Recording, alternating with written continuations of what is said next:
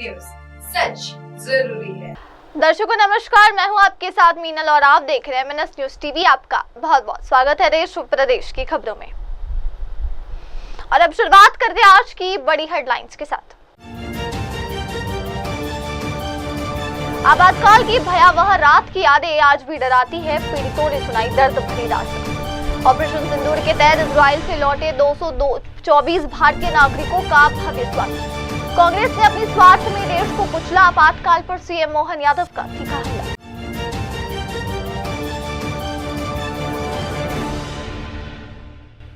आप देख रहे हैं एमएनएस न्यूज, सच जरूरी है। खबरें विस्तार के साथ। पीड़ितों में से एक हरीश ने उस भयावह रात को याद करते हुए कहा, आपातकाल इस देश का एक काला अध्याय था। 25 जून 1975 की रात हम रामलीला मैदान में जयप्रकाश नारायण का भाषण सुनकर लौटे थे।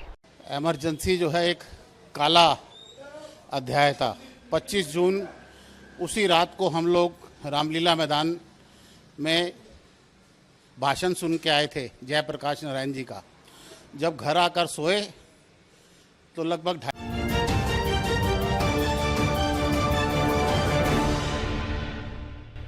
आप देख रहे हैं एमएनएस न्यूज, सच जरूरी है। ये देखते अगली खबर।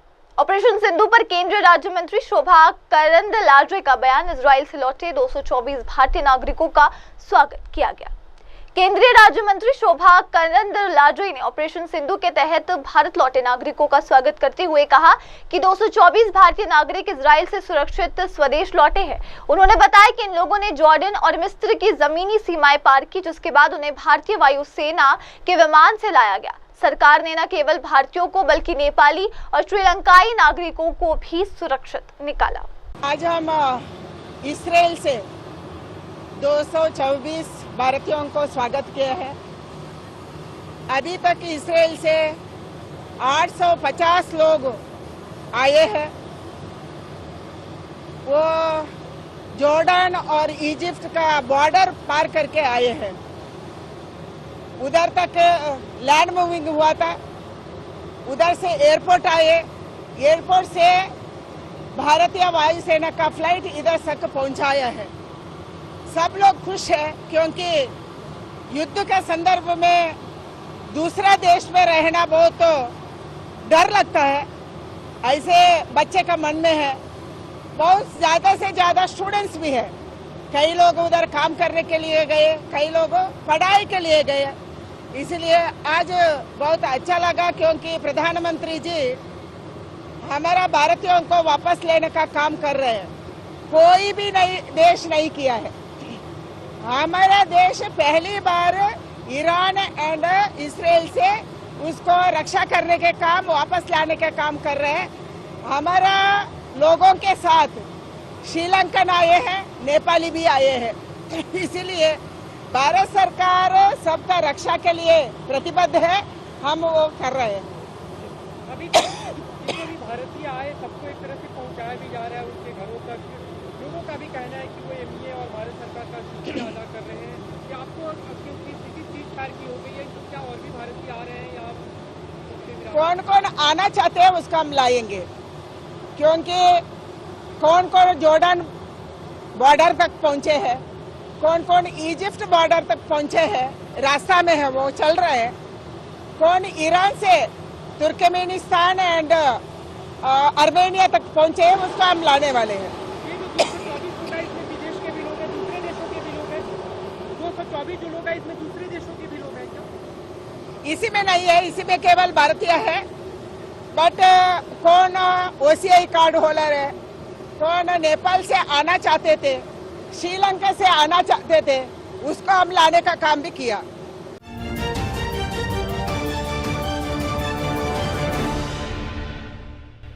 आप देख रहे हैं एमएनएस न्यूज, सच जरूरी है। और आइए अब देखते अगली खबर। आपातकाल की 50वीं वर्षगांठ पर बोले मध्य प्रदेश के मुख्यमंत्री मोहन यादव, कांग्रेस ने अपने स्वार्थ में देश को कुचला, उन्हें अब पश्चाताप करना चाहिए। आपातकाल की 50वीं बरसी पर मध्य प्रदेश के मुख्यमंत्री डॉक्टर मोहन यादव ने कांग्रेस पर तीखा हमला बोला है। उन्होंने कहा कि 25 जून 1975 को कांग्रेस ने अपनी निजी स्वार्थ में आपातकाल थोप दिया, जो भारत के लोकतांत्रिक इतिहास पर एक काला धब्बा है। मुख्यमंत्री मोहन यादव ने कहा कि ये एक काला धब्बा है। कांग्रेस ने 1975 में ही एक दिन आपातकाल लगाया था। एक अदालत के निर्णय के बाद कांग्रेस ने हमेशा की तरह सब कुछ दरकिनार करते हुए सिर्फ अपने हित को देखा। उन्होंने बाबा साहेब भीमराव अंबेडकर के संविधान का भी अपमान किया। कांग्रेस नेताओं को आज पश्चाताप करना चाहिए। दिवस काला धब्बा, गणतंत्र के ऊपर तमाचा। कांग्रेस ने आज ही के दिन 1975 में 25 और 26 की रात ये जो कलंक लगाया था, इंदिरा गांधी जी ने अपने चुनाव हारने के बाद कोर्ट के द्वारा दिए गए निर्णय के परिप्रेक्ष्य में, चूंकि कोर्ट ने उनके चुनाव का योग्य बताते हुए राजनारायण जी को विजयश्री देने का निर्णय सुनाया था। लेकिन जैसा कि होता है, कांग्रेस हमेशा अपने व्यक्तिगत स्वार्थ के लिए कानून, संविधान, व्यवस्था, किसी नियम को नहीं पालन करती है। और अंबेडकर जी के लिए आज ग्वालियर में कांग्रेस के मित्र घड़ियाली आंसू बहा रहे हैं। वो बेहतर होगा कि उपवास में याद करें कि अंबेडकर जी को जीते जी उनने कितना त्रास दिया है। अंबेडकर जी को जीते जी जिस संविधान निर्माता ने संविधान बनाया, उसको उस निर्वाचन की प्रक्रिया से उस पार्लियामेंट में भी नहीं जाने देने का पाप अगर किसी के सिर पे है तो कांग्रेस के सिर पे है। कांग्रेस ने उनको एक भी चुनाव जीतने नहीं दिया। उपचुनाव जब उनके दो पार्टी के जीते, एक उपचुनाव में उनके सदस्य ने इस्तीफा देकर उनको निर्वाचन का मौका दिया, तो प्रधानमंत्री रहते हुए तत्कालीन प्रधानमंत्री श्रीमान जवाहरलाल नेहरू उस उपचुनाव में भी प्रचार करने गए और वहां पर भी उनकी आत्मा उनको हरा करके मानी। दुर्भाग्य के साथ कहना पड़ेगा, वो जीते जी उनको जितना कष्ट दिया, मरने के बाद भी, उनके शरीर छूटने के बाद, एक ऐसे महान अंबेडकर जी जिनने अपने जीवन के सभी पक्षों से समता आधारित समाज, संविधान, कितना योगदान दिया, लेकिन उनको देहावसान के बाद दिल्ली में उनके अंतिम संस्कार का भी मौका नहीं दिया है। मजबूरी में उनकी उस मृत शरीर को लेकर के हवाई जहाज से बंबई जाना पड़ा। और उससे बढ़कर के कांग्रेस के लोगों ने अन्याय करते हुए उस विमान के किराए का वसूली भी उनकी पत्नी से की। कल्पना कर सकते कि कांग्रेस कहां तक नीचे जा सकती है।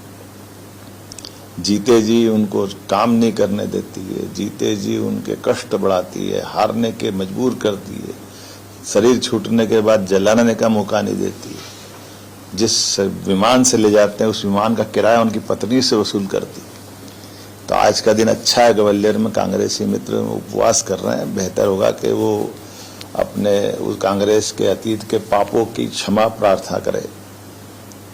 और ये जो पूरा घटनाक्रम अंबेडकर जी के प्रतिमा को लेकर के ये पूरा संकट खड़ा किसने खड़ा किया? कांग्रेस ने पहले विरोध किया और कांग्रेस ही आज बजाय ये कोर्ट में, हाई कोर्ट के चीफ जस्टिस की कमेटी के पास जाए, उनसे वहां निवेदन करे कि हाँ आप जल्दी निराकरण करो, हमारा पक्ष सुनो, लेकिन बजाय वहां करने के वोट की राजनीति करने ग्वालियर में जनता को मूर्ख बनाने आए।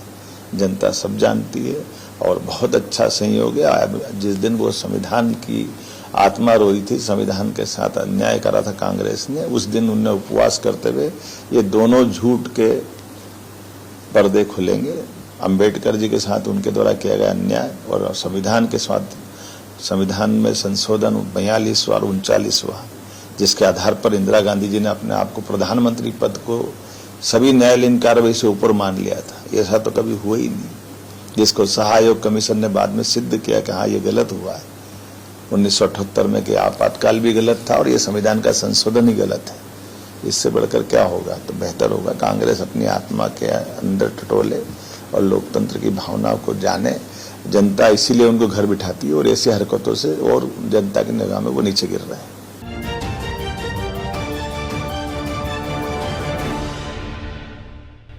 आप देख रहे हैं MNS न्यूज, सच जरूरी है। और अब देखते हैं अगली खबर। आपातकाल पीड़ित प्रमोद गुप्ता का बयान, इंदिरा गांधी केस हार गई थी, कुर्सी छोड़ना नहीं चाहती थी, इसलिए थोपा गया आपातकाल। आपातकाल की 50वीं वर्षगांठ पर एक पीड़ित प्रमोद गुप्ता ने उस दौर की सच्चाई को याद करते हुए कहा कि आपातकाल केवल सत्ता बचाने का हथकंडा था। उन्होंने कहा, पूरा देश जानता है कि आपातकाल क्यों लगाया गया। इंदिरा गांधी एक केस हार गई थी, उन्हें प्रधानमंत्री पद छोड़ना पड़ता, लेकिन वो इसके लिए तैयार नहीं थी। पहले उन्होंने कोर्ट का सहारा लिया और फिर उनके सलाहकारों ने सुझाव दिया कि आपातकाल लागू कर दो।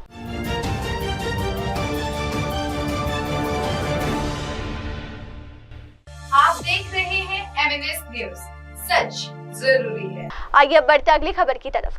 गगनयान मिशन को लेकर वैज्ञानिक आरसी कपूर का बयान, 2019 में 12 अंतरिक्ष यात्री शॉर्टलिस्ट किए गए थे, 4 को मिला उन्नत प्रशिक्षण। बेंगलुरु में भारतीय खगोल भौतिकी संस्थान इंडियन इंस्टीट्यूट ऑफ एस्ट्रोफिजिक्स के वैज्ञानिक और अंतरिक्ष विशेषज्ञ आरसी कपूर ने भारत के पहले मानव अंतरिक्ष मिशन गगनयान को लेकर अहम जानकारी साझा की। उन्होंने कहा कि भारत काफी समय से गगनयान मिशन की तैयारी कर रहा है। 2019 में 12 अंतरिक्ष यात्रियों को शॉर्टलिस्ट किया गया था, जिनमें से 4 को उन्नत प्रशिक्षण दिया गया। उन्होंने बताया कि इन अंतरिक्ष यात्रियों ने पहले रूस में बुनियादी प्रशिक्षण प्राप्त किया और फिर बेंगलुरु में एडवांस ट्रेनिंग पूरी की।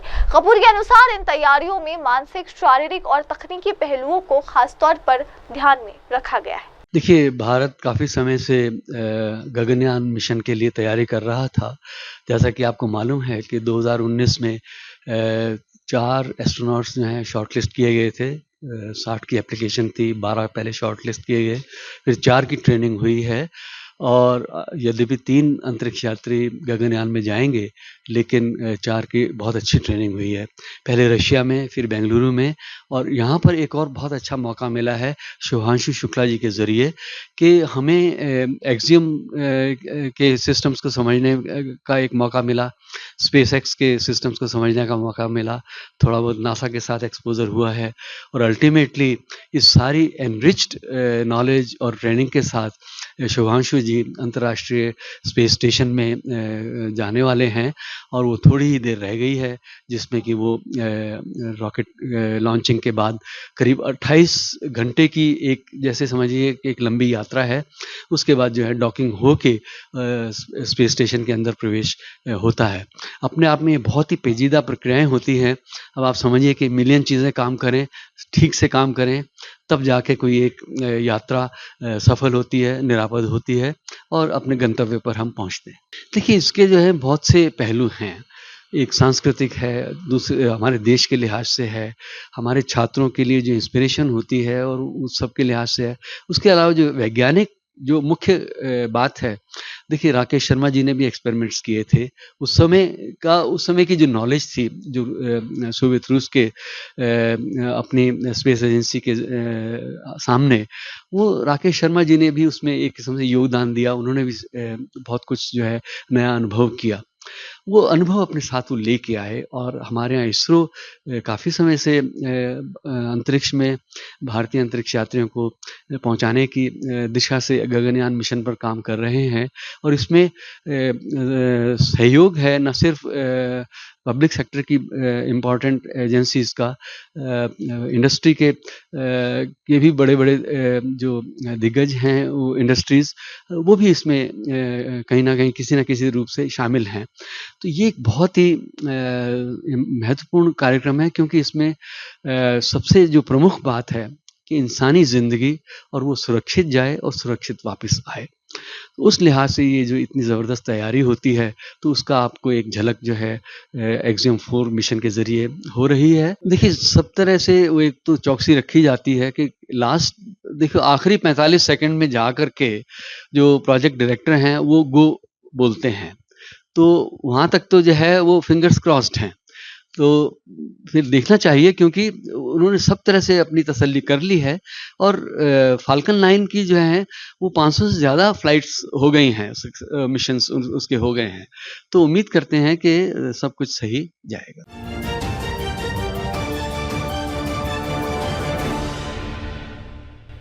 आप देख रहे हैं एमएनएस न्यूज, सच जरूरी है। आइए बढ़ते अगली खबर की ओर। आपातकाल की 50वीं वर्षगांठ पर बोले आरजेडी सांसद मनोज कुमार झा, 25 जून 1975 लोकतंत्र का काला अध्याय था, लेकिन ये सिर्फ अतीत नहीं, एक आईना भी है।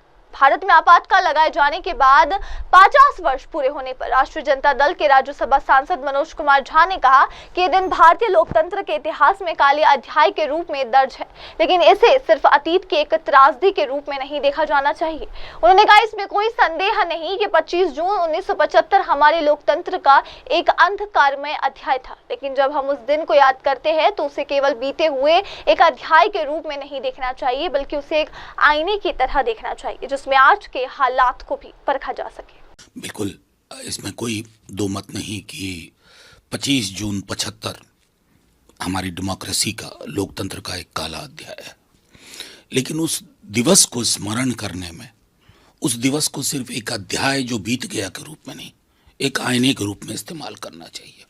आज ही मैंने एक चिट्ठी लिखी है कि रामनाथ गोयनका जी आज के मीडिया हाउसेस को एड्रेस कर रहे हैं और कह रहे हैं उसको एक दिवस की तरह मत बनाओ। आज क्या हालात हैं उस पर खुल के बोलो। वो घोषित थी, ये अघोषित है। लोग जेल में बंद हैं, क्यों? सरकार की आलोचना।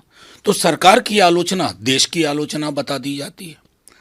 और तो और छोड़िए, व्यक्ति विशेष की कार्यशैली की आलोचना देश की आलोचना बता दी जाती है। तो उस दौर के अधिनायकवाद में और इस दौर के अधिनायकवाद में अधिकांश लोग कोई फर्क नहीं देखते। इसलिए दिवस मनाएं तो वो कहते हैं ना कि जब कभी दूसरों पर तबसरा कीजिए, सामने आईना रख लिया कीजिए।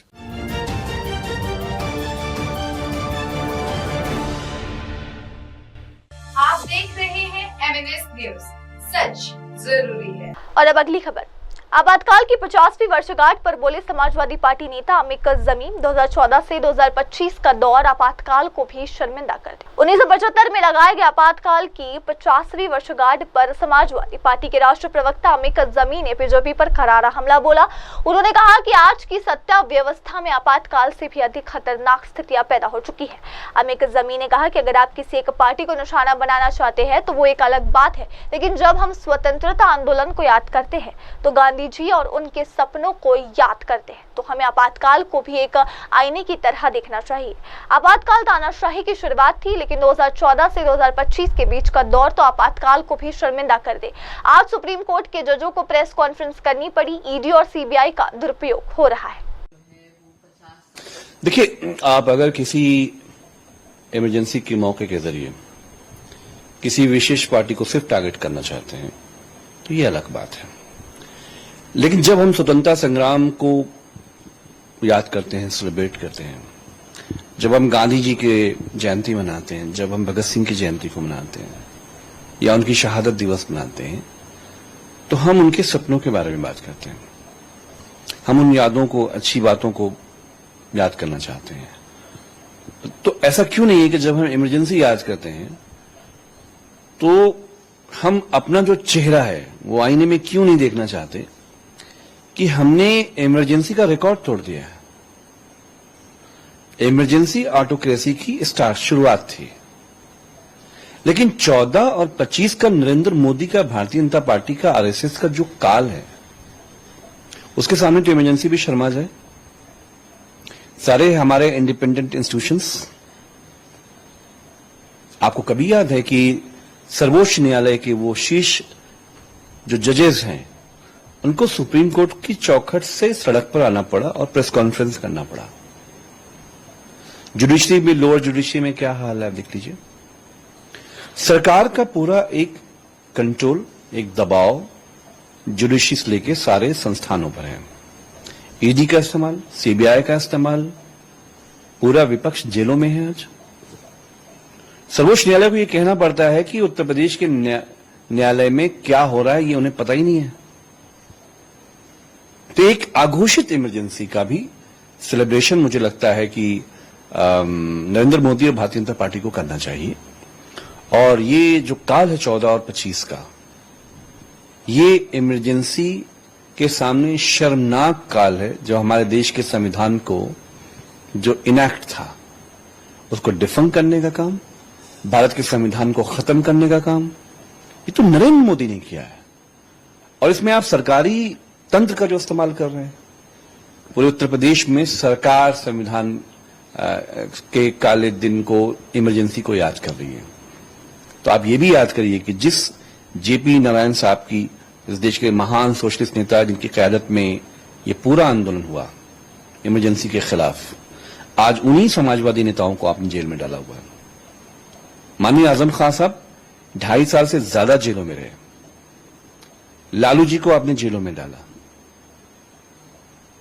और आडवाणी जी, अरुण जेटली साहब, ये तो सभी इमरजेंसी के नेता हुए। ये आडवाणी जी कहां हैं आज? तो ये दर्शाता है कि भारतीय जनता पार्टी सिर्फ टोकनिज्म के लिए और किसी पार्टी को सिर्फ इसलिए कि उसको बुरी तरीके से याद किया जाए। लेकिन आप जब इमरजेंसी को याद करते हैं तो आपको याद करना पड़ेगा, और हम समाजवादी पार्टी के लोग, माननीय अखिलेश जी, हम सब प्रण लेते हैं कि जो ये आज की बीजेपी आरएसएस की आघोषित इमरजेंसी है, इसके खिलाफ हर समाजवादी वर्कर, देश का नेता, आरएसएस बीजेपी की अधिनायकवाद के खिलाफ हम लड़े।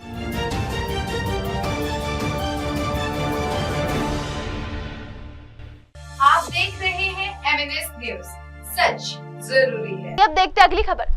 आपातकाल की 50वीं वर्षगांठ पर बोले बीजेपी विधायक सीपी सिंह, न्यायपालिका का सम्मान करने के बजाय इंदिरा गांधी ने देश पर थोपा था आपातकाल। आपातकाल के 50 साल पूरे होने के अवसर पर भारतीय जनता पार्टी के विधायक सीपी सिंह ने 1975 की घटनाओं को याद करते हुए कांग्रेस पर तीखा प्रहार किया। उन्होंने कहा कि इंदिरा गांधी ने लोकतांत्रिक मूल्यों को कुचलते हुए तानाशाही रवैया अपनाया और देश पर आपातकाल थोप दिया। और अब अगली खबर। यूपी में कृषि संकल्प अभियान से साकार हो रहा प्रधानमंत्री मोदी का विजन, पशुपालन और डेयरी क्षेत्र में दिख रहे परिणाम। उत्तर प्रदेश में कृषि संकल्प अभियान के माध्यम से प्रधानमंत्री नरेंद्र मोदी के विजन को साकार होते हुए देखा जा रहा है। पशुपालन और डेयरी क्षेत्र में अपार संभावनाओं के बावजूद पूर्व की सरकारों ने इस क्षेत्र को ठीक से आगे नहीं बढ़ाया था, जिससे अच्छी नस्ल के पशुधन की गुणवत्ता कम होने लगी थी। यूपी के पास देश की सबसे उपजाऊ जमीन और जल संसाधन है, साथ ही यहाँ पहले अच्छी नस्लों वाला पशुधन भी था, लेकिन वो धीरे धीरे कम होने लगा था। पिछले 10 से 11 वर्षों में इस क्षेत्र में किए गए सुधारों और प्रयासों के नतीजे अब साफ नजर आने लगे हैं। कि पहले 1973 में गुजरात में कांग्रेस की सरकार थी, चिमन भाई पटेल उसके मुख्यमंत्री थे। उनके खिलाफ नवनिर्माण सेना ने वहां पर आंदोलन शुरू किया, जिसकी चिंगारी बिहार तक पहुंची। और उसी क्रम में जब 1975 के जून महीने में ही इलाहाबाद हाई कोर्ट ने श्रीमती इंदिरा गांधी के चुनाव को अवैध घोषित कर दिया, रद्द कर दिया, तो श्रीमती इंदिरा गांधी ने तानाशाह की भूमिका निभाते हुए बजाय उन्हें माननीय उच्च न्यायालय के न्यायाधीश को सम्मान करने चाहिए थे, उसके बजाय उन्होंने देश पर आपातकाल लागू कर दिया।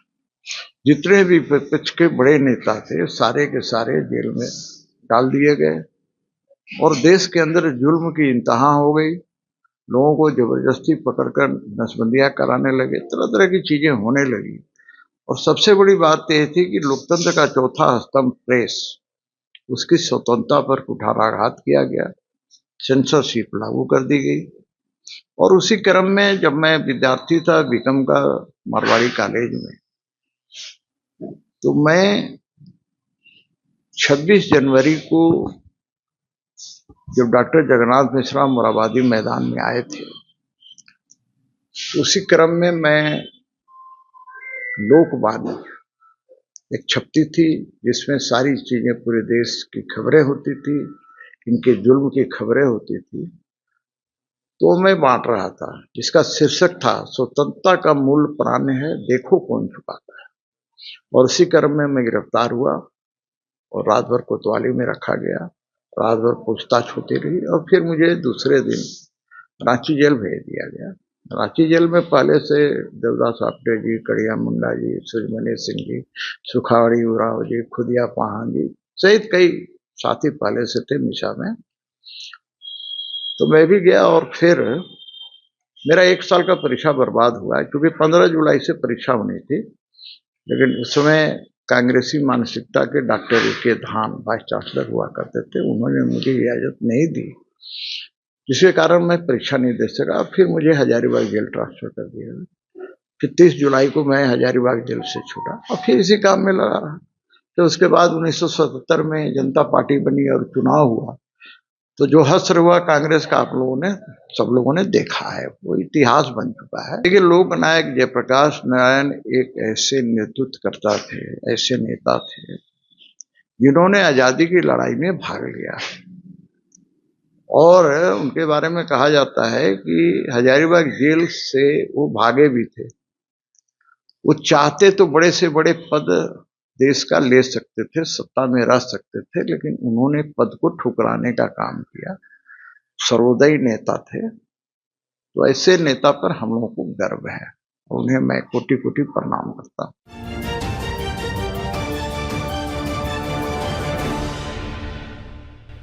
आप देख रहे हैं MNS न्यूज, सच जरूरी है। और अब अगली खबर। यूपी में कृषि संकल्प अभियान से साकार हो रहा प्रधानमंत्री मोदी का विजन, पशुपालन और डेयरी क्षेत्र में दिख रहे परिणाम। उत्तर प्रदेश में कृषि संकल्प अभियान के माध्यम से प्रधानमंत्री नरेंद्र मोदी के विजन को साकार होते हुए देखा जा रहा है। पशुपालन और डेयरी क्षेत्र में अपार संभावनाओं के बावजूद पूर्व की सरकारों ने इस क्षेत्र को ठीक से आगे नहीं बढ़ाया था, जिससे अच्छी नस्ल के पशुधन की गुणवत्ता कम होने लगी थी। यूपी के पास देश की सबसे उपजाऊ जमीन और जल संसाधन है, साथ ही यहाँ पहले अच्छी नस्लों वाला पशुधन भी था, लेकिन वो धीरे धीरे कम होने लगा था। पिछले 10 से 11 वर्षों में इस क्षेत्र में किए गए सुधारों और प्रयासों के नतीजे अब साफ नजर आने लगे हैं। या सेंट्रल और स्टेट गवर्नमेंट की यूनिवर्सिटीज में, लैब्स में, या फिर कृषि विज्ञान केंद्रों में जो कृषि वैज्ञानिक कार्य कर रहे हैं, वे पहली बार किसानों के खेत में जाकर के उन्हें प्रशिक्षण दिए हैं। कृषि संकल्प अभियान अभी हाल ही में प्रधानमंत्री जी के उस विजन को साकार करता हुआ दिखाई देता है। और ऐसे ही पशुधन के सेक्टर में भी, डेयरी क्षेत्र में भी जो अनंत संभावनाएं थी, उन संभावनाओं को हमने उत्तर प्रदेश जैसे राज्य में कभी भी ईमानदारी के साथ आगे बढ़ाने के लिए पिछली सरकारों ने प्रयास नहीं किया। उसी का परिणाम था कि धीरे धीरे करके यहां पे उन्नत नस्ल का हमारा पशुधन नष्ट होता गया। सबसे अच्छी उर्वरा भूमि यूपी के पास, सबसे अच्छा जल संसाधन उत्तर प्रदेश के पास, उन्नत नस्ल का पशुधन भी यूपी के पास हुआ करता था, लेकिन धीरे धीरे करके ये चीजें लुप्त प्राय होती गई। अब इस सेक्टर में पिछले 10-11 वर्षों में किए गए कार्यों का परिणाम उत्तर प्रदेश के अंदर भी देखने को मिल रहा है। आज उत्तर प्रदेश में भारत सरकार के सहयोग से जिन डेयरीज को हम लोगों ने आगे बढ़ाया है, वे अच्छा कार्य कर रही हैं। और NDDB, ये चूंकि भारत सरकार से जुड़ा हुआ प्रतिष्ठान होने के नाते उनके सपोर्ट से आगे बढ़ रहा है, तो स्वाभाविक रूप से राज्य सरकार को अपनी डेयरी को उन्हें उपलब्ध करवाने और उनके माध्यम से जो प्रॉफिट शेयरिंग में अपने कार्यक्रम को आगे बढ़ाने में किसी प्रकार की कोई दुविधा भी नहीं होनी चाहिए थी। और मैंने इस बात को बहुत पहले कहा था कि भाई ये कार्यक्रम हमारे पहले होने चाहिए, और जो भी बंद हो करके उस जिसमें सैकड़ों करोड़ खर्च हुए हैं, उन डेयरी को बंद करके स्क्रैपिंग करने की बजाय अगर हम उन्हें संचालित करके पूरी क्षमता के साथ संचालित करेंगे तो नौजवानों को रोजगार मिलेगा, अन्नदाता किसान और पशुपालकों को अतिरिक्त आमदनी होगी, और जो पैसा हमने नाबार्ड के सहयोग से राज्य का धनराशि, जो पैसा इन डेयरीज के निर्माण में लगा है, यह उसको रिटर्न करने में कुछ सफल हो पाएंगे। और मैं PCDF से कहूंगा,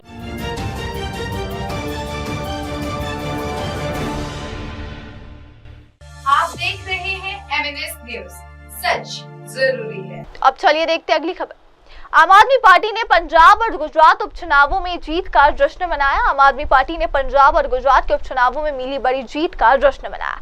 पार्टी के राष्ट्रीय संयोजक अरविंद केजरीवाल, पंजाब के मुख्यमंत्री भगवंत मान, साथ ही पार्टी के वरिष्ठ नेता मनीष सिसोदिया, गोपाल राय और अन्य नेता इस मौके पर मौजूद रहे। पार्टी ने उपचुनावों में शानदार प्रदर्शन कर अपने प्रभाव को और मजबूत किया।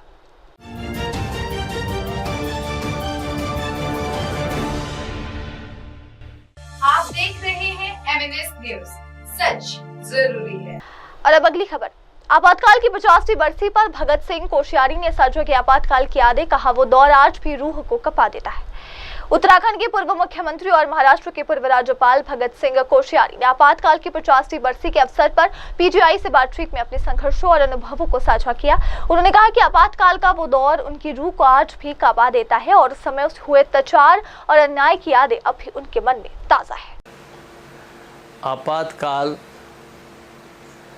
एक ऐसा कालखंड है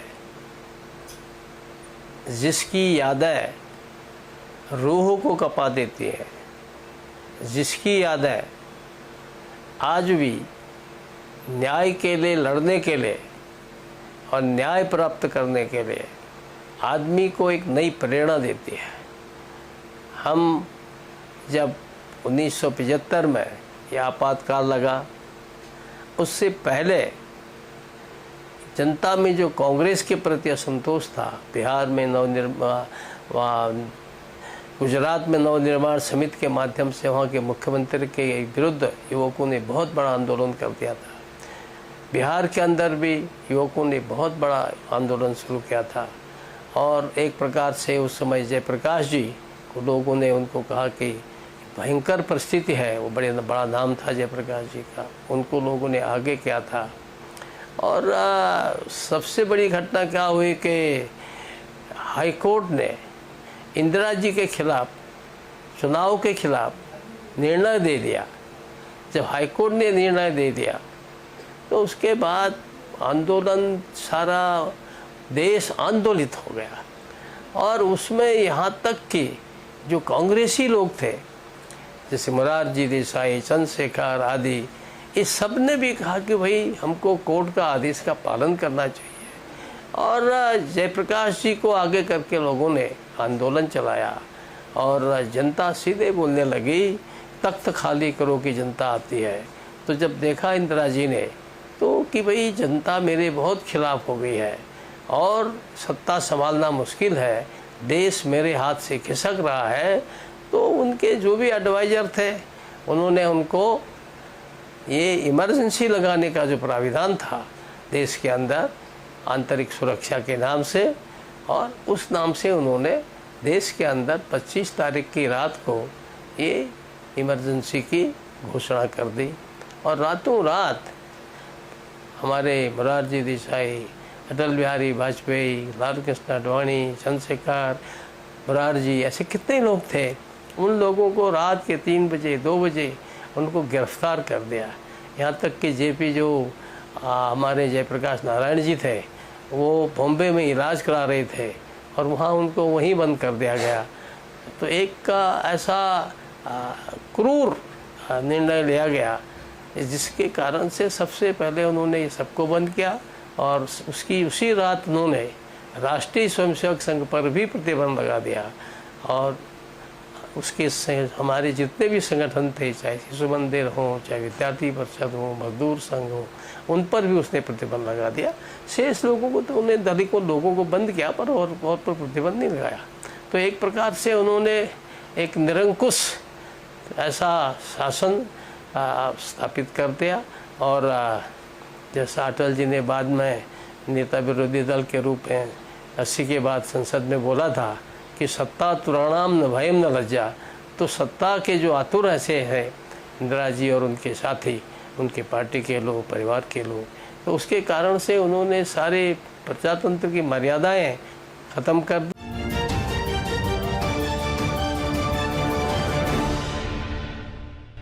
आप देख रहे हैं MNS न्यूज, सच जरूरी है। और अब अगली खबर। अमरनाथ यात्रा सुरक्षा के मद्देनजर यात्री निवास पंथा चौक के पास सुरक्षा बलों ने मॉक ड्रिल का आयोजन किया। अमरनाथ यात्रा की तैयारियों के तहत सुरक्षा बलों ने यात्री निवास पंथा चौक के पास सुरक्षा व्यवस्था को और मजबूत करने के लिए मॉक ड्रिल का आयोजन किया। इस अभ्यास का उद्देश्य यात्रा के दौरान किसी भी अप्रत्याशित स्थिति से निपटने के लिए सुरक्षा बलों की तत्परता और समन्वय को परखना था। सुरक्षा अधिकारियों ने बताया कि मॉक ड्रिल आतंकवाद, भीड़ प्रबंधन और अन्य आपातकालीन परिस्थितियों से निपटने के लिए की गई। यात्रा मार्ग की सुरक्षा सुनिश्चित करने के लिए यह कदम अहम माना जा रहा है ताकि श्रद्धालुओं को सुरक्षित वातावरण में यात्रा कर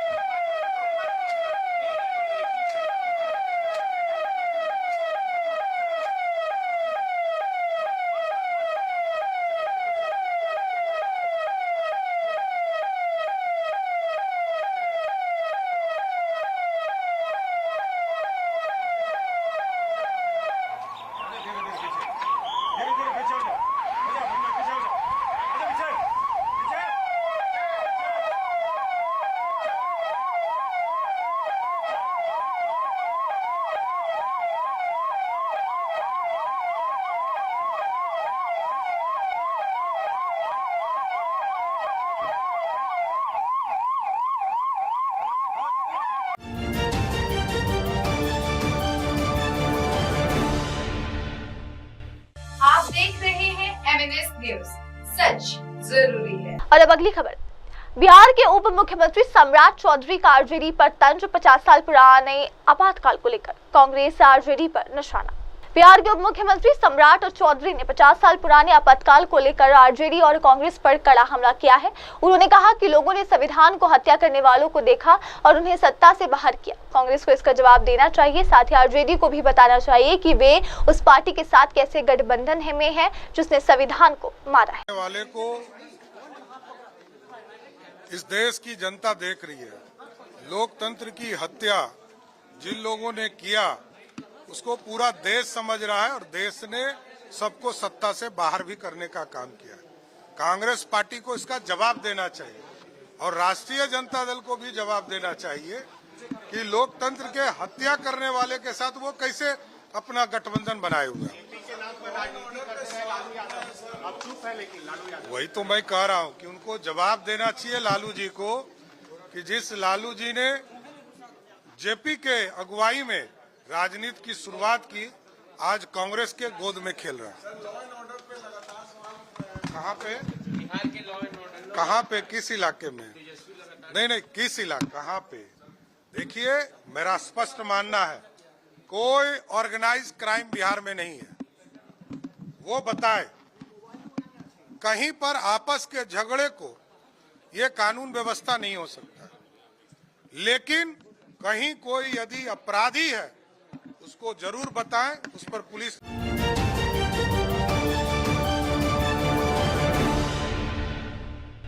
आप देख रहे हैं एमएनएस न्यूज, सच जरूरी है। और अब अगली खबर। आपातकाल के 50 वर्ष पूरे होने पर छत्तीसगढ़ के सीएम विष्णुदेव साई ने कहा कि 25 जून 1975 को तत्कालीन प्रधानमंत्री इंदिरा गांधी ने आपातकाल की घोषणा की, जिससे लोकतंत्र की हत्या हुई। छत्तीसगढ़ के मुख्यमंत्री विष्णुदेव साई ने 25 जून 1975 को घोषित आपातकाल की 50वीं वर्षगांठ पर कहा कि उस दिन तत्कालीन प्रधानमंत्री इंदिरा गांधी ने देश में आपातकाल लागू कर लोकतंत्र को कुचल दिया था। उन्होंने कहा बीजेपी इसे काला दिन मानती है। जो कोई कांग्रेस का सदस्य नहीं था उसके लिए समय अत्यंत कष्टकारी था। ये सभी के लिए बहुत दर्दनाक है। बिल्कुल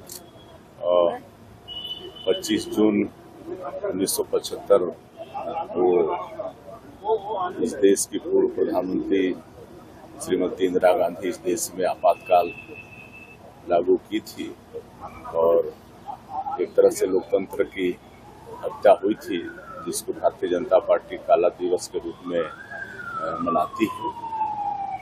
वो जो काल था वो आपके लिए भी बड़ा दुखदायी था? वो सबके लिए दुखदायी था, जितने भी गैर कांग्रेसी थे सबके लिए बड़ा दुखदायी था। अच्छा, एक राहुल गांधी जो है आए दिन जो है महाराष्ट्र चुनाव को लेकर बयान देते हैं, लेकिन चुनाव आयोग ने स्पष्ट किया कि वो सीधी बात करें। अब राहुल गांधी जी कुछ भी बोलते हैं, उनके बोलने में हम समझते हैं कि वजन नहीं रह गया है। जिस तरह से एक इतनी बड़ी पार्टी के राष्ट्रीय अध्यक्ष हैं, उनके बोलने में वजन न रखता नहीं।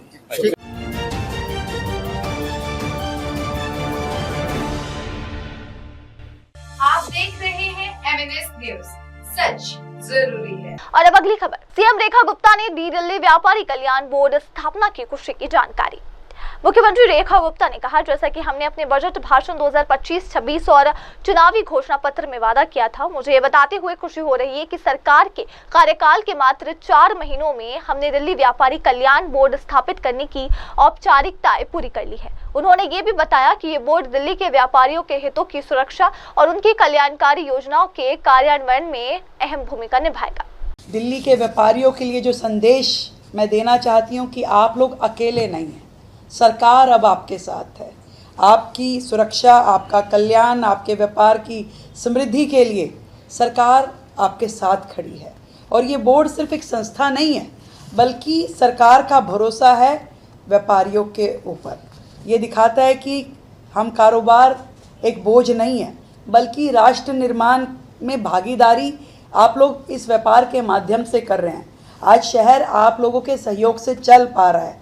हमारी सरकार का संकल्प है कि दिल्ली को व्यापार के लिए सबसे भरोसेमंद, सरल और सुरक्षित शहर बनाएं। आप सभी का सहयोग और सुझाव हमें इस प्लेटफॉर्म के माध्यम से मिलते रहेंगे और इस परिवर्तन की असली ताकत जो है ये बोर्ड बनने वाला है। मैं दिल्ली के सभी व्यापारियों को ढेर सारी बधाई देती हूँ, शुभकामनाएं देती हूँ। अब वो इस सरकार का एक हिस्सा बन करके नीतिगत फैसलों में अपनी भूमिका निभा पाएंगे और पूरी दिल्ली को जो हमने पीछे भी निर्णय लिया जिसमें कि हमने बहुत सारी लाइसेंसिंग प्रक्रिया को सुगम करने के लिए मल्टीपल एजेंसी सिस्टम जो था उसको धीरे धीरे हम डिलीट कर रहे हैं। Ease of doing business, single window system, इस तरह की चीज़ों पे हम धीरे धीरे जा रहे हैं और इस प्लेटफॉर्म के माध्यम से, इस बोर्ड के माध्यम से व्यापारियों के सीधे सुझाव हम सबको मिल पाएंगे। सरकार उस दिशा में काम कर पाएगी। दिल्ली जो है वो व्यापार करने के लिए एक फ्रेंडली सिटी होनी चाहिए, उनको वहाँ पे काम करते हुए आनंद आना चाहिए। मैं देखती हूँ कि अब जितने भी रोज़गार और जितने संस्थान हैं वो दिल्ली NCR की तरफ दौड़ते हैं, तो दिल्ली सरकार पूरी तरीके से उन्हें अपना सहयोग देते हुए, उनकी बातचीत को सुनते हुए अपने सभी निर्णय लेगी।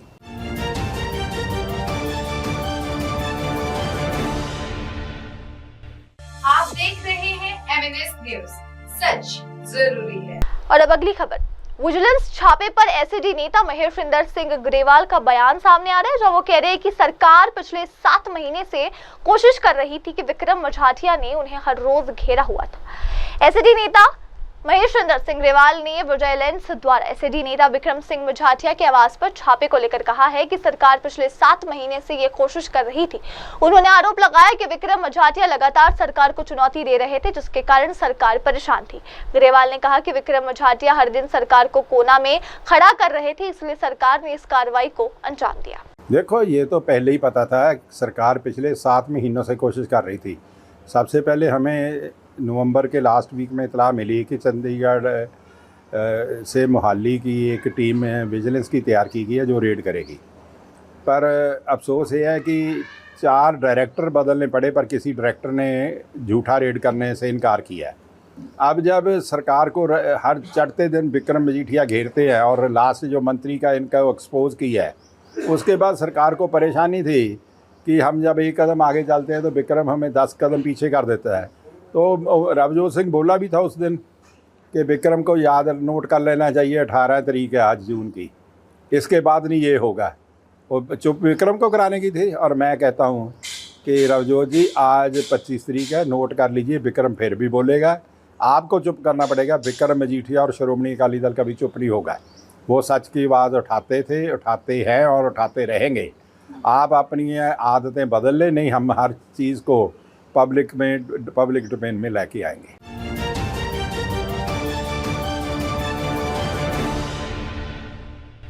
आप देख रहे हैं MNS न्यूज, सच जरूरी है। और अब अगली खबर, एनडीएमसी उपाध्यक्ष कुलजीत सिंह चाहल का बयान, प्रधानमंत्री के नेतृत्व में हम सभी उसी दृष्टि और मिशन पर काम कर रहे हैं। एनडीएमसी उपाध्यक्ष कुलजीत सिंह चाहल ने कहा कि प्रधानमंत्री के नेतृत्व में सभी अधिकारी और कर्मचारी एक साझा दृष्टि और मिशन के तहत काम कर रहे हैं। उन्होंने कहा, जैसा कि मंत्री परवेश वर्मा ने बताया, चाहे वो स्वच्छता के संदर्भ में मंदिर संबंधित सर्वे करना हो या अन्य महत्वपूर्ण मंदिरों के विकास के लिए एनडीएमसी प्रस्ताव लाना हो, हम इन प्रयासों को तेजी से आगे बढ़ा रहे हैं। कुलजीत सिंह चाहल ने मंदिरों के विकास और स्वच्छता को लेकर सरकार की प्रतिबद्धता को भी दोहराया है। माननीय प्रधानमंत्री जी के नेतृत्व में हम सब लोग उस विजन और मिशन को लेकर काम कर रहे हैं। जैसा माननीय मंत्री परवेश जी ने बताया कि स्वच्छता को लेकर चाहे MRIs करने हो, जो सेवा बस्तियां हैं उनके डेवलपमेंट के लिए चाहे होलिस्टिक हमने प्लानिंग करनी हो, स्वच्छता को लेकर और भी जो एक सबसे महत्वपूर्ण निर्णय जो प्रपोजल परवेश जी ने रखा, बधाई के पात्र है परवेश जी, कि धार्मिक स्थल है, महत्वपूर्ण मंदिर हैं, उसको किस तरह से हम डेवलप करके हम एनडीएमसी एक प्रपोजल लेकर आए। कमेटी भी उस पर बनी कि हम सबको चाहे उनकी क्लीनिंग हो, लाइटिंग हो, उनकी स्वीपिंग हो, हाई ग्रेड लेवल से किया जाए। और एक बड़ी महत्वपूर्ण बात हुई कि जो अधिकारी हमारे यहाँ काम में लापरवाही करते हैं उनकी भी रिस्पॉन्सिबिलिटी और अकाउंटेबिलिटी को हम फिक्स करें, उसको लेकर भी आज एनडीएमसी काउंसिल ने प्रस्ताव रखा है। और जैसा परवेश ने बताया कि संविधान हत्या दिवस को लेकर एनडीएमसी काउंसिल में पहली बार आज जो माननीय प्रधानमंत्री जिस तरह से केंद्र सरकार ने किया उस प्रस्ताव को लेकर आए और सर्वसम्मति से काउंसिल ने आज उसका समर्थन करते हुए जो प्रस्ताव परवेश जी ने रखा था उसको पास किया है। और हम नई दिल्ली एनडीएमसी की जनता के प्रति यहाँ के जितने भी हमारे एम्प्लॉयज़ हैं उनके प्रति हम वचनबद्ध है कि माननीय प्रधानमंत्री जी का विकसित भारत का जो विकसित दिल्ली और विकसित एनडीएमसी का जो संकल्प है उसको हम पूरा लेके चलेंगे। और हमारे साथ आज इस बैठक में हमारे माननीय सांसद बहन बांसुरी जी, हमारे माननीय मंत्री प्रवेश जी, हमारे दोनों सदस्यगण साथी सदस्यगण सरिता जी और अनिल वाल्मीकि जी रहे, और चेयरमैन जो केशव चंद्रा जी, सभी अधिकारी और एक ही नोट पर हैं कि माननीय प्रधानमंत्री जी का विकसित भारत का विकसित एनडीएमसी का संकल्प हमने पूरा किया।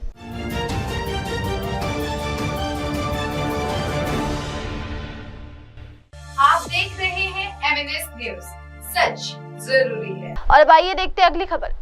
दिल्ली उपचुनाव जीत के जश्न में बोले पंजाब सीएम भगवंत मान, पार्टी की जीत जनता के भरोसे की जीत है। हाल ही में दिल्ली में हुए उपचुनावों में आम आदमी पार्टी की जीत के उपलक्ष्य में आयोजित जश्न समारोह में पंजाब के मुख्यमंत्री भगवंत मान ने पार्टी की सराहना की। उन्होंने कहा, ये जीत पार्टी के सिद्धांतों, कार्यकर्ताओं की मेहनत और सबसे बढ़कर जनता के भरोसे की जीत है। सीएम भगवंत मान ने जीत को जनता के आशीर्वाद और अच्छे शासन का परिणाम बताया और कार्यकर्ताओं से आगे भी इसी जोश और ईमानदारी से काम करते रहने का आह्वान किया। मेरे से पहले उन दोनों बंदों को बुलवा दिया गया है जिन्होंने खुद डोर टू डोर से लेके रात के 11 बजे तक 12 बजे तक इलेक्शन का हर अक्षर अपने हाथों से लिखा। कि हम लोग तो जाते थे 12-1 बजे, 2-3 बजे सभा खत्म, तो शायद हमारा उतना योगदान नहीं रहा होगा जितना इन लोगों की मेहनत जो इन्होंने कहा। क्योंकि हमारा काम 2-3 बजे खत्म हो जाता हो, इनका काम तो 3 बजे के बाद शुरू होता था कि अब इसको जाना, इसको मनाना, इसके या पास जाना, ये यहाँ से ये हो गया। क्योंकि इलेक्शन में बहुत कुछ होता रहता है इधर उधर। लेकिन जब रुझान आने शुरू हुए और पंजाब और गुजरात से पहला राउंड, दूसरा राउंड, तीसरा राउंड जब आगे बढ़ते गए तो लगा कि है ऊपर वाला जो कुछ ना कुछ तो अपना कमाल दिखा रहा है, कुदरत कमाल दिखाती है। और ऐसे हालात में जब सारी पार्टियां इकट्ठी हो जाएं, सारा पैसा इकट्ठा हो जाए, सब कुछ सिस्टम एक आप वर्सेस ऑल हो जाए, तब उस ऐसे हालात में जीतना बहुत बड़ी बात है। मैं मुबारकबाद दूंगा अरविंद जी को कि उन्होंने ना थकते हैं ना अकते हैं। जब भी पंजाब में आना है पंजाब में, गुजरात जाना है गुजरात में, तो कोई रोड शो में ये नहीं देखते कि टेम्परेचर कितना है, वरना ज़्यादातर नेता जो है ना वो टेम्परेचर पूछकर उसके बाद बाहर निकलते हैं। How much is the temperature? Is 42। Oh my god, it's too hot, no no no. वो वाला काम हमारे में नहीं है। हमारे तो 44 भी हो, 48 भी था पंजाब में। तो जब हमने काम किया तो कोई जब दिल से काम करना है तो बात दिल से निकले तो असर रखती है। तो ये मेहनत है और मेहनत का जब फल मिलता है तो उसके लड्डू तो फिर सौरभ भाई बहुत ही स्वाद होते हैं। तो गोपाल इटालिया जी ने जो कहा कि हम आम घरों से निकले हुए हैं, सभी आम घरों से ही निकले हैं और इतने बड़े पद कभी सोचा नहीं था कि भारत की, देश की सबसे बड़ी पंचायत कही जाने वाली लोकसभा में भी जाएंगे, 2-2 बार जाएंगे, राज्यसभा में भी जाएंगे और मंत्री बन जाएंगे, मुख्यमंत्री बन जाएंगे। वरना हमें कौन, वो जो सेक्टर 2 या 4 जो इनके घर हैं चंडीगढ़ में, हम हमें तो जाने नहीं देते थे। वहां कहते बस यही दुनिया खत्म है, चलो चलो शाबाश पीछे हो जाओ। तो उन सेक्टरों में, उन घरों में अगर कोई लेके जा सकता है तो आम आदमी पार्टी लेके जा सकती है, वरना नहीं, वरना जिला प्रधान भी नहीं बनाते जी।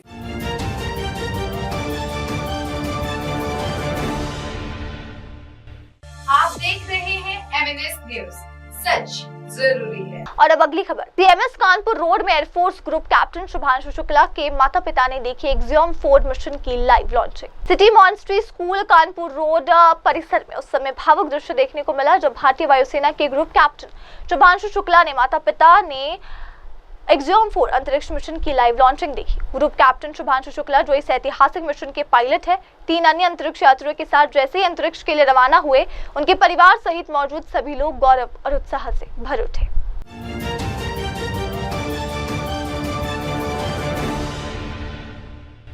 आप देख रहे हैं एमएनएस न्यूज, सच जरूरी है। अब आइए देखते हैं अगली खबर। जो आज संविधान बचाने की बात कर रहे हैं, उनका आजादी की लड़ाई और संविधान निर्माण में कोई योगदान नहीं था। कांग्रेस अध्यक्ष मल्लिकार्जुन खड़गे आपातकाल की 50वीं वर्षगांठ को लेकर प्रधानमंत्री द्वारा सभी राज्यों को संविधान हत्या दिवस के रूप में चिन्हित करने का निर्देश देने पर कांग्रेस अध्यक्ष मल्लिकार्जुन खड़गे ने तीखी प्रतिक्रिया दी। उन्होंने कहा, प्रधानमंत्री ने सरकार की ओर से एक परिपत्र जारी किया है जिसमें सभी राज्यों से कहा गया कि 50 साल पहले लगे आपातकाल को संविधान हत्या दिवस के रूप में मनाया जाए। अब देखिए आगे उन्होंने क्या कहा। अभी मैं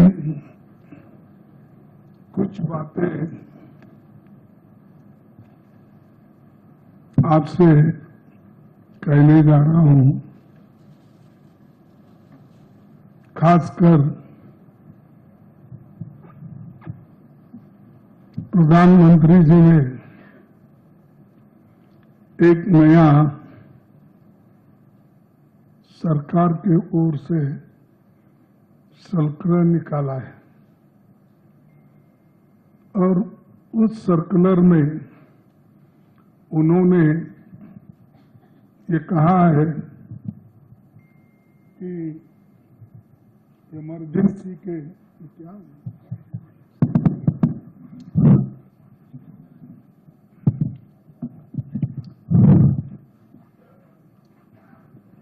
इमरजेंसी के 50 साल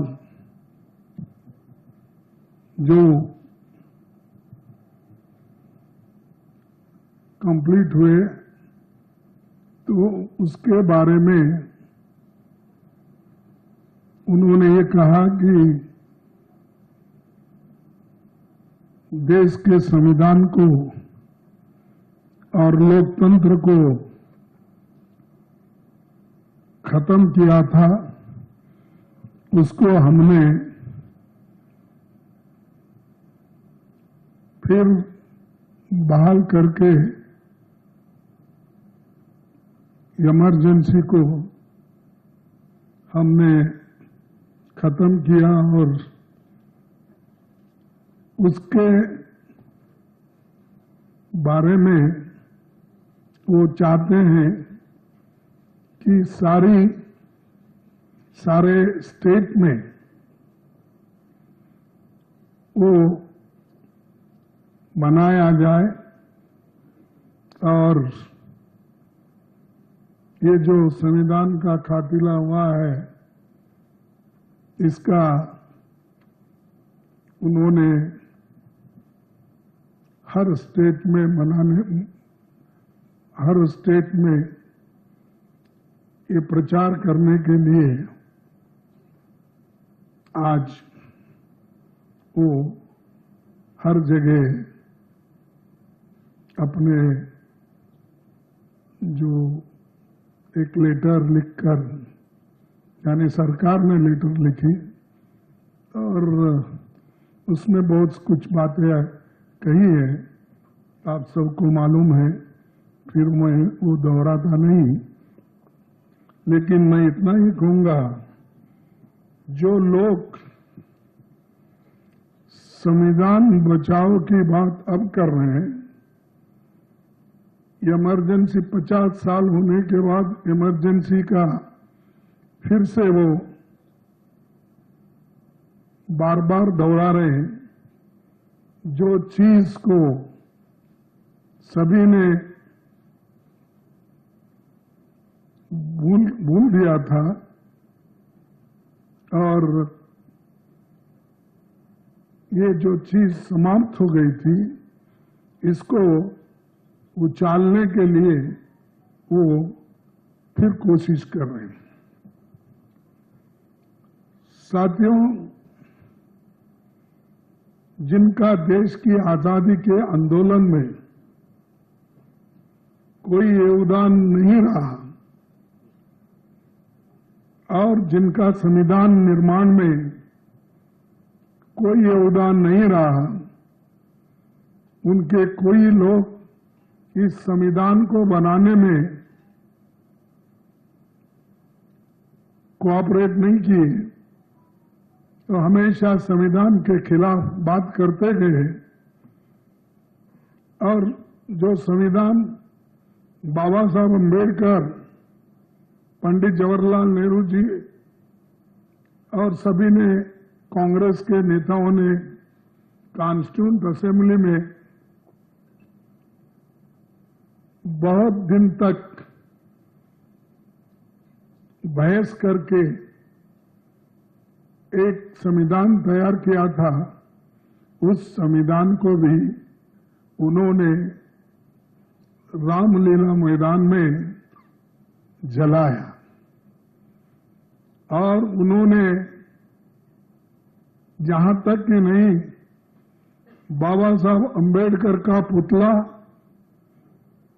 नेहरू जी का और गांधी जी का फोटो उन्होंने जलाई और वो ये चाहते थे कि जो संविधान बाबा साहब अम्बेडकर इन्होंने बनाया है उसमें हमारा पारंपरिक जो संस्कृति है उसके अंश इसमें कुछ भी नहीं है, चाहे वो अपने मनुस्मृति के तत्व हो या वो जो खास करके बीजेपी विश्वास रखती है, उन तत्वों का उसमें उल्लेख नहीं है, इसीलिए इस संविधान को हम नहीं मानेंगे। और अब इसी के साथ लेते एक छोटा सा ब्रेक के बाद लौटेंगे और देखेंगे देश दुनिया की तमाम बड़ी खबरें। और आगे की खबरों के लिए आप जुड़े रहे मेरी सहयोगी शिवा के साथ और देखते रहिए MNS न्यूज टीवी। नमस्कार। हाय, मैं हूं तापसी पन्नू और आप देख रहे हैं MNS न्यूज। आप देख रहे हैं MNS न्यूज, सच जरूर।